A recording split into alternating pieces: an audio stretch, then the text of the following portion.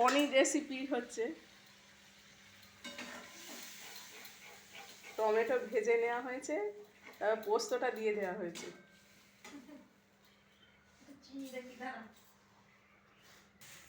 একটু চিনি দেওয়া হলো। পনিরটাকে নুন দিয়ে হলুদ দিয়ে ভেজেছে, ভেজে আবার হালকা গরম জল করে তাতে হলুদ দিয়ে ভাজা পনিরগুলোকে এই হলুদ জলে ডোবানো আছে। রাঁধুনি এখন চেকে দেখছে ফিস্টের রান্না কেমন হচ্ছে। নুন ফুন সব ঠিক আছে। এবার খেয়ে দেখা হবে যে কত নাম্বার পেয়েছে। চাকাটা ঠিকঠাক আছে কি? লঙ্কা দাওনি তা?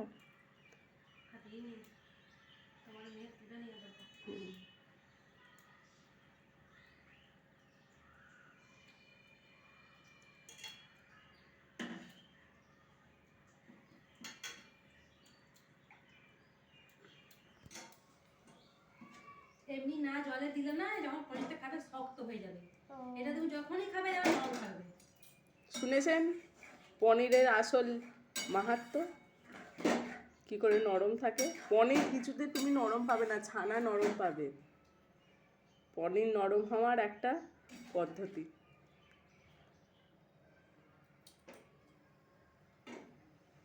এইদিকে আর একজন স্পেশাল রাঁধুনি দারুণ রান্না করে,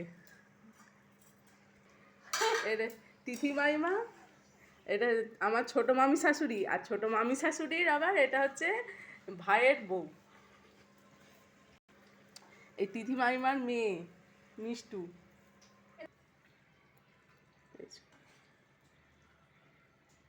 এটা হচ্ছে প্রেসার জন্য তুলে রাখা হচ্ছে, এবার প্রেসার ঠাইয়ের জন্য লঙ্কা দিয়ে রাখা হবে।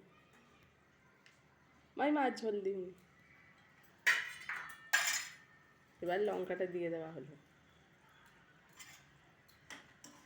পনির পোস্ত পেঁয়াজ রসুন কুটতে কখন দেখেছে। ব্যাস হয়ে গেল পনির পোস্তর রেসিপি।